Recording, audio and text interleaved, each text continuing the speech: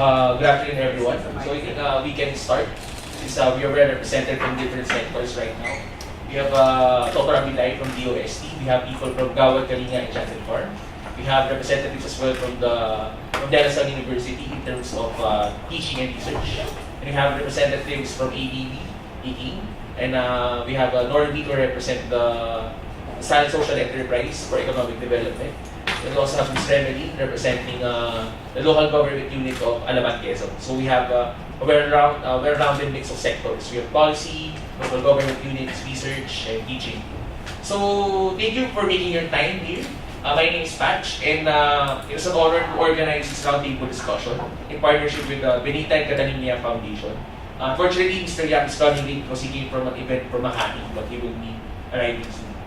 So the title of our roundtable discussion is Moving Social Enterprises Forward, Setting the Agenda for Teaching, Research, Practice, and Policy Making. And the background for this particular roundtable discussion is we have noticed that social enterprises or social entrepreneurship has been gaining traction in different sectors. But it seems that we lack coordination in terms of how we can better unify our efforts. So we can approach what we in De La Salle University call as interdisciplinarity. We want to contribute to each other's disciplines. We want to make sure that our activities are not just fragmented activities or a drop in the water, but rather how can we collapse them together so we can become crashing waves in disrupting the industries of business. Alright, so the topic of the roundtable discussion is very straightforward, and I don't want to stick too much to structure, but for the first part of this session, I'd just like to give you a deep overview of how we understand social enterprises based on the research of De La Salle University, based on the perspectives of LC, and based on the perspectives of Benita and Catalina Foundation. So at least we can have an appreciation of how we can tackle social enterprises moving forward. So in terms of social enterprises, social business, well, the way we characterize social enterprises, it means that the social objective or the mission is integrated in the cost of doing business. Later, I will give you a visual example of what we mean by the social objective being integrated in the cost of doing business. Because making this part of the definition means that the social objectives is not just an afterthought, or it's not just philanthropy after a certain business has gained profits already. It also goes to show that social enterprises are supposed to comply still with government regulations, hence we need to have inputs of policymakers and government. And it applies the social responsibility principles of citizenship, sustainability, and social responsibility. On the other hand, BCY Foundation gives another perspective in terms of social business, that social business is a contribution to social objectives that is done after profits earned. So that is how we differentiate things. So I think most of you have a familiar notion of social enterprises, but for the purpose of this particular roundtable discussion, maybe we can think along these lines. So at least we have a common understanding of this particular concept. Then I just also like to share the perspective of Nasalia and social entrepreneurship. So Norby here is our specialist in terms of incubating social enterprises together with students. Hence, we are excited to learn from other perspectives as well, or how we can work with different local government units, policymakers, and different entities. Because we want to bolster our social entrepreneurship activities. So it's not yet, nor is it official already that we can announce. The integration. Council has yet to. Okay, it's yet to be approved, but for the purpose of insider knowledge, so being here in the roundtable discussion, we are planning, the university is planning to integrate or embed social entrepreneurship as a key activity to pursue the SALIN mission. So we appreciate that to translate sustainable development goal objectives, we have to think about viable business models. And hence, we wanted to host this discussion because all your inputs will be very much appreciated and it will be very insightful in how we can collaborate in terms of organization to organization, or even organically such as this one, individual to individual. So we can start in terms of our responsibilities within our span of control, then afterwards you can continually build our network based on your programs or based on other supports that might be available to your respective organizations. So I'd like to highlight the definition at the bottom. Social enterprises are defined as organizations that primarily endeavor to create sustainable solutions. So there is already an element of present and future. We want to balance the benefits of the present and future generations in a sense. Solve community social problems, utilize complete business models, and it is co-created with community members. Meaning, we don't treat beneficiaries as just recipients, but rather they are partners in our pursuit of development. So I think we are aligned in these kinds of perspectives. So the question now, or the questions we will pose later is, how will we translate it into an actual agenda? How can we align it with what you want in practice, what you are proposing in policy, or what programs you're handling so we can be coordinated? Okay.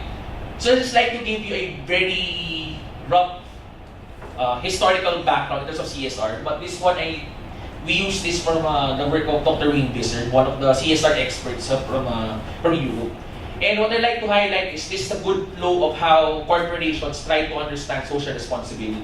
So in a sense, in the first level, for example, in the economic age, he calls it the economic age of greed, or it's the defensive stage of CSR. They mean it to be just a means to protect reputation, or just a means to donate whatever's extra after profits. But what I like to highlight is the last part of the table, the last row, which focuses on responsibility, meaning CSR is supposed to be systemic, and we can say that CSR is systemic when it is embedded in the business models. That means in the way we design products and services, in the way we design business models, we're already thinking that how are we integrating our stakeholders? How can we integrate not just shareholders, but rather how can we integrate the needs of communities that I think you have experiences with in your own programs as well. So we go beyond just a piece in regulation, we go beyond philanthropy, but rather we want to come up with sustainable solutions using business principles. Alright, so I'm going now to show you how the Social Enterprise Research Network understands or operationalizes what social enterprises mean in terms of business model. So we need to be embedding social value in a business model. So personally, I'm a fan of understanding business models because business models give a framework of how supposedly organizations create, communicate, deliver, capture value. When in the past or in common literature, we are understanding business models in terms of the financial sense only.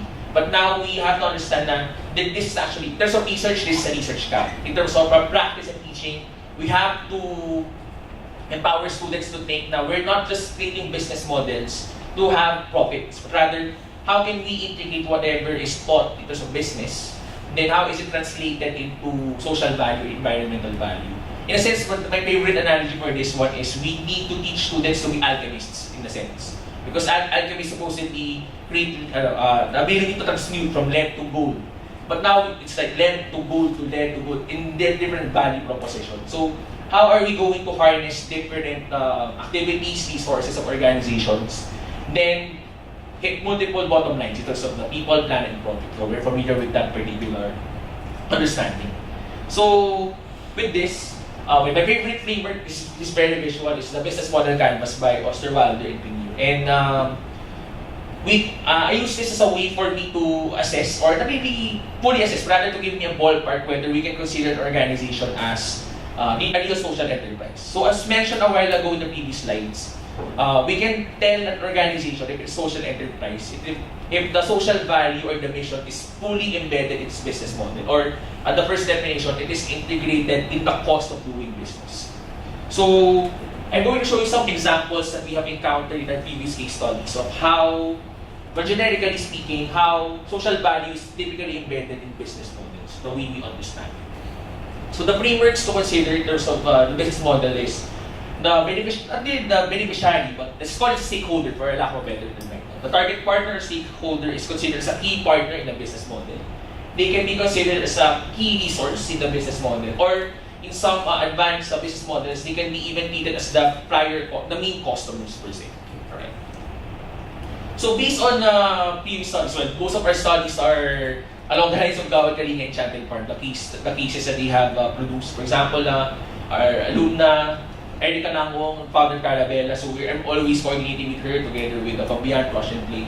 And what we notice is the commonality in terms of embedding social value in the business model. Usually, the community members are embedded in the supply chain side. So we can see the business model canvas. So it's in the left side. Usually, the value proposition or the value, social value is featured as a part of the partner network, or they are included as part of the key resources. So for example, for Carabela, what they do is they get fair trade, they conduct fair trade operations. They get their Carabao milk from farmers, then use it for their products.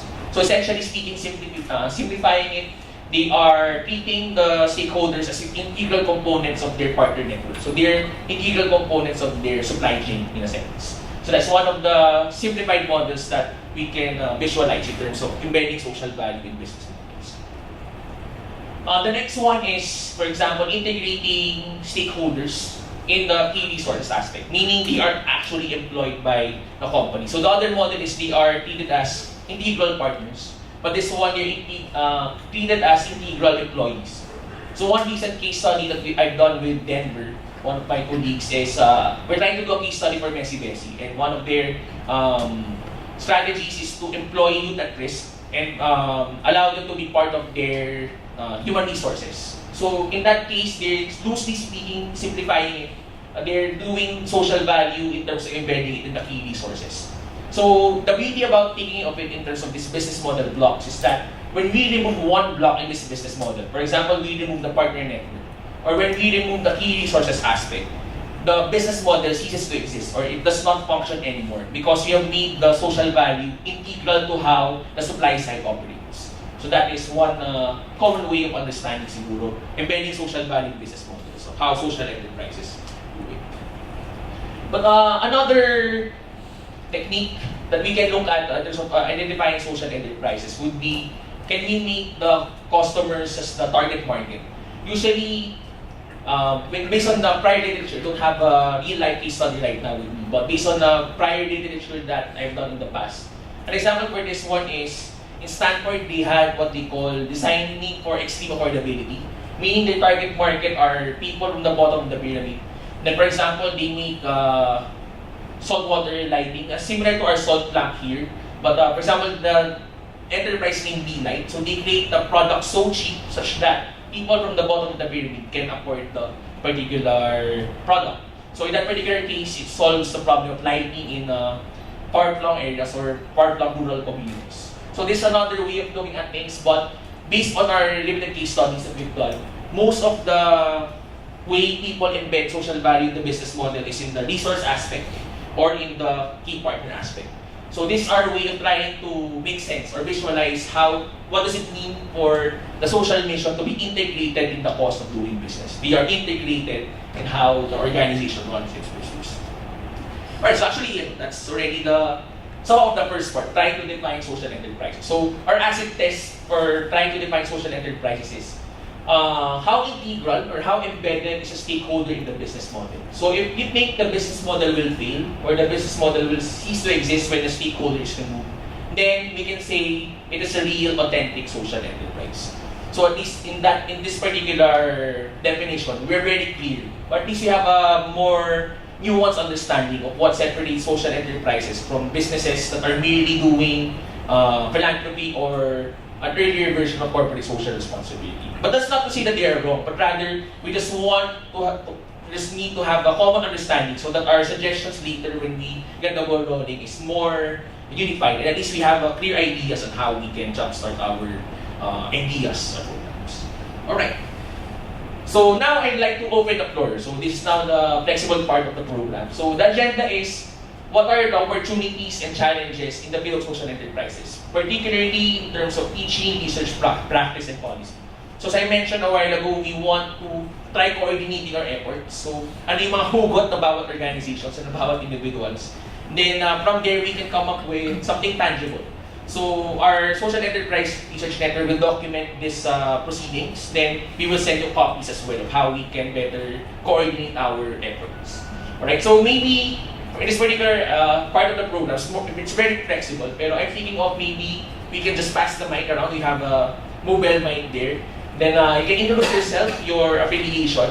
Then you can choose to answer certain guide questions that can frame our discussions. Maybe what do you think is your primary role in the social enterprise space? Do you think, are you an enabler of social entrepreneurs? Or do you want to be a social entrepreneur? Or are you like me that is part of teaching and research? Meaning you want to study, document, do case studies of social enterprises and then be able to communicate it to different levels, senior high school or even high school, college, and postgraduate students. Or maybe you're part of the policymakers, or you're the ones coming up with programs that stimulate entrepreneurship. So what is your primary goal? The next is, based on your current asset, or based on your current responsibilities right now, what do you think are opportunities that you can offer, for example, to the space? What are your current programs, or what are your plans which you think other stakeholders inside this roundtable discussion will benefit from?